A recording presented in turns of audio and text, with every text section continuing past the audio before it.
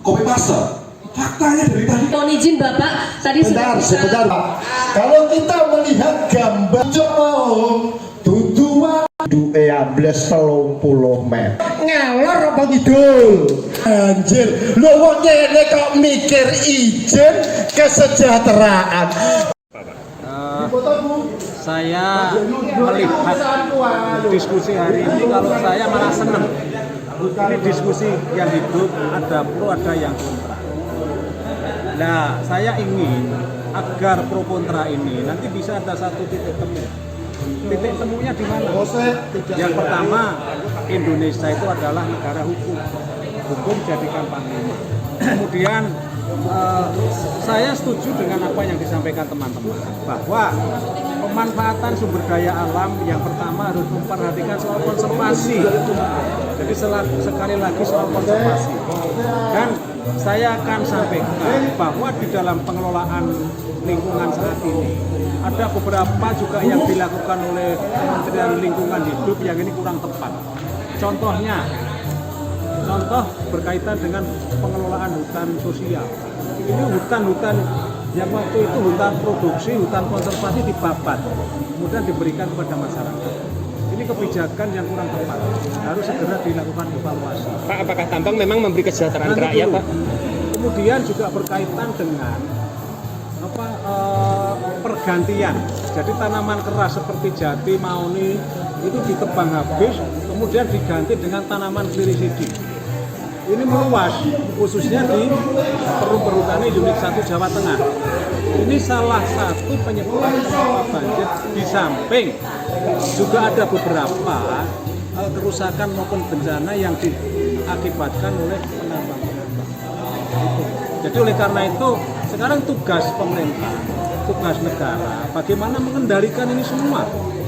Dan pemerintah harus hadir, pemerintah harus keras, pemerintah harus kuat di dalam menegakkan hukum. Agar apa?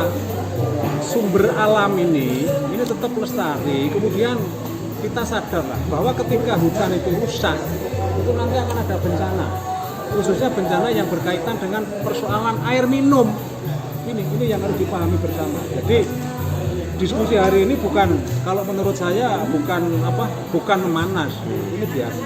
Pak, tambang apakah memberikan kesejahteraan untuk rakyat? Benar nggak sih Pak itu, Pak?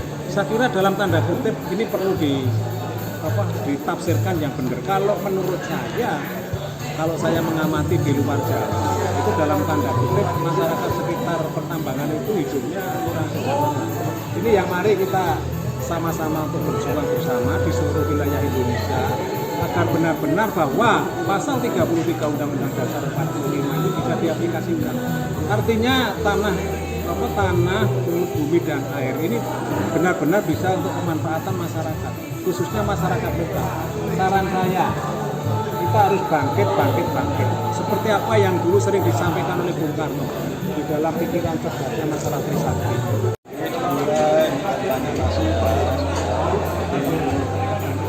Lokasinya Perigi, kemudian Pak Beni Laksono di Samben, kemudian Pak Amin Sokib di Kapuan. Oke, Pak, dari 3 itu boleh tahu Pak apakah mereka ini Pak sudah memberikan kontribusi untuk kabupaten secara PAD-nya? Jadi ini mereka ini yang kontribusinya paling besar itu dia bayar pajak. Oke, dia bayar pajak. Yang kedua dia memberikan CSR kepada masyarakat sekitar. Dan yang ketiga, warga sekitar juga ikut bekerja di situ. Oke, Pak, ESDM Kendeng Selatan ini kan ini ya Pak ya, juga melakukan pengawasan terhadap tambang gitu ya. Boleh tahu selama ini tambang di Blora kan ada puluhan Pak ya?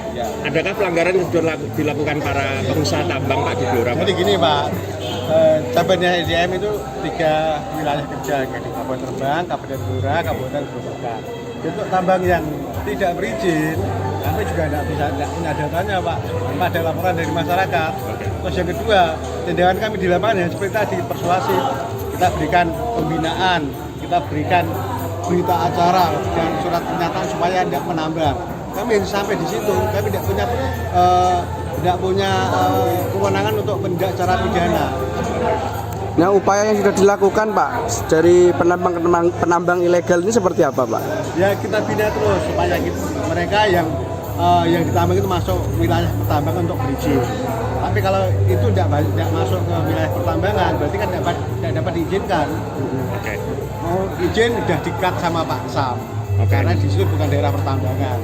Pak, izinnya yang sampai saat ini masih proses ada berapa Pak di Blora? Ini di sini ada proses, ini ada yang untuk wiyup 7, yang untuk eksplorasi 9. Pak, mungkin yang terkait pabrik semen Pabrik semen di Rembang, Rembang, itu juga iya. wilayah Kendal Selatan juga kan. Nah saat ini masih beroperasi padahal putusannya udah inkrah gitu kan, dilarang. Nah, ini Kalah. seperti apa mungkin Ya, Pak? jadi yang setelah ada putusan bahwa itu amdalnya itu dianggap tidak benar, Ya. terus semen Gresik nggih, itu membuat amdal baru. Berarti udah berizin itu berarti? Sudah berizin. Meskipun Dasarnya amdal baru. Jadi amdal yang dulu memang nggak dilaksanakan.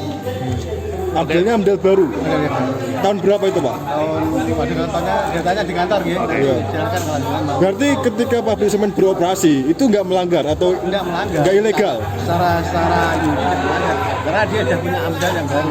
Berarti masyarakat dibodohi Pak? Ya mungkin masalah itu. Pak, boleh tahu Pak, untuk semen Indonesia atau semen Rembang sendiri itu bahan bakunya ngambilnya dari mana aja sih Pak? Sekitar. Apakah selama ini sudah turun ke lokasi-lokasi Dan lokasi mana Pak? tambang di Blora? Kita yang di ilegal karena kalau tidak ada laporan masyarakat itu kan Bukankah selama ini masyarakat juga laporan, Pak? Tapi kenapa enggak? kita dilakukan juga ada tindakan. Tindakannya seperti tadi Mas yang disampaikan. Ojo lali lo di follow, like, ambil subscribe sosial media Tribun Muria.